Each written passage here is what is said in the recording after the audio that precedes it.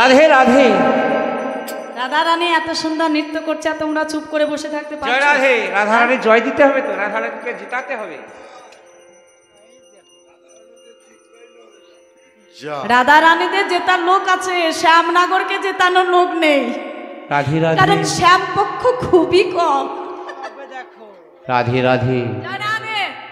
বাবা কিন্তু অতি সুন্দর একটা কথা বলেছেন যে এখানে কিন্তু হার জিতের ব্যাপার আছে, মানে রাধা পক্ষ যেতে নাকি শ্যাম পক্ষ যেতে, এখানে কিন্তু হার জিতের ব্যাপার আছে, ঠিক আছে?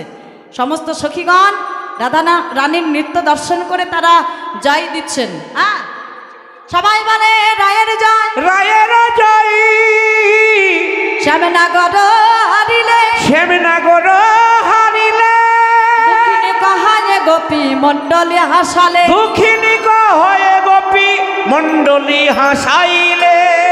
এর ব্যাপার হচ্ছে যে রাধা পক্ষের জোর বেশি না শ্যাম পক্ষের জোর বেশি, একটু বিচার হয়ে যাক, হবে নাকি?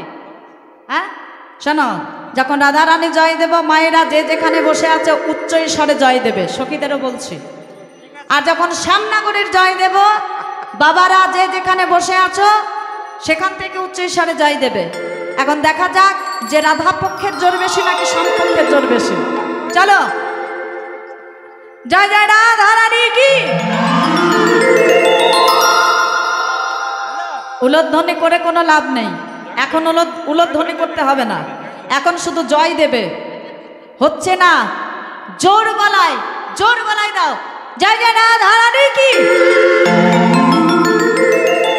আচ্ছা হবে, এখনো হবে। এবারে শ্যাম পক্ষের ব্যাপারটা একটু দেখা যাক। বাবারা কই গো, দেখাই যাচ্ছে না তো। আচ্ছা চলো, এবারে শ্যাম পক্ষে কিন্তু মায়েরা দেবে না, আর রাধা পক্ষে বাবারা দেবে না, ঠিক আছে? চলো এবারে শ্যামনগরতে দেখা যাক। জয় শ্যাম সুন্দর কি।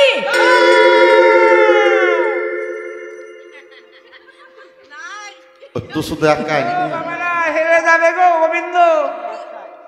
যারা যারা আছে সেই কজনে দাও, তাহলে কিন্তু অনেকটা আওয়াজ হতে পারে।